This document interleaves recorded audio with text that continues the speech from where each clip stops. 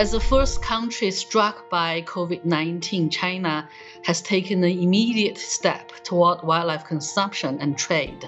Initially, there was a clampdown on illegal trade, followed by a People's Congress decision of banning all food consumption of wildlife. The aim of this ban is to reduce both the risk of public health and ecological degradation from the excessive consumption of wildlife. In terms of legislation, there's no nation on Earth that has a blanket ban on wild meat. And a more pragmatic approach is for each country to have a very short, clean or allowed list of species that will be permitted. And as we heard from Lu Shi, that's going through the process now in China.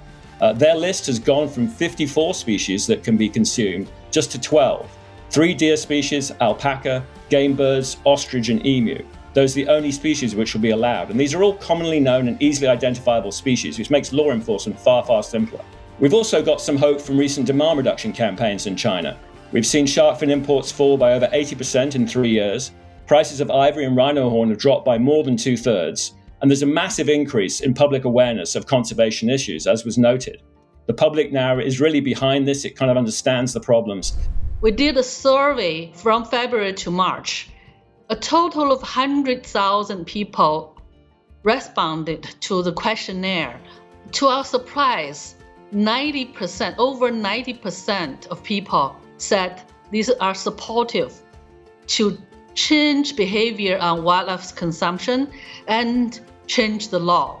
And we noticed that, be glad to notice that among those people who consumed wildlife in the past, about 90%, over 90% of them said they will no longer consume wildlife anymore because of concern of pandemic, of zoonotic diseases, and also for the concern of protect conservation of wildlife.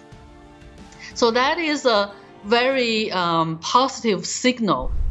Another great example from China is a campaign they ran recently by Chinese Customs, which shows the power of putting together law enforcement and public awareness at the same time.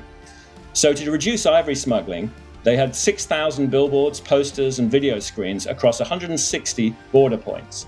At the same time, Customs tuned body and luggage scanners to detect ivory, and they seized more than 5,300 pieces in 785 cases. They arrested 171 suspects and seized over 500 tons of wildlife products, including 8.48 tons of ivory. So these crackdowns can be very, very effective, especially if combined with public awareness.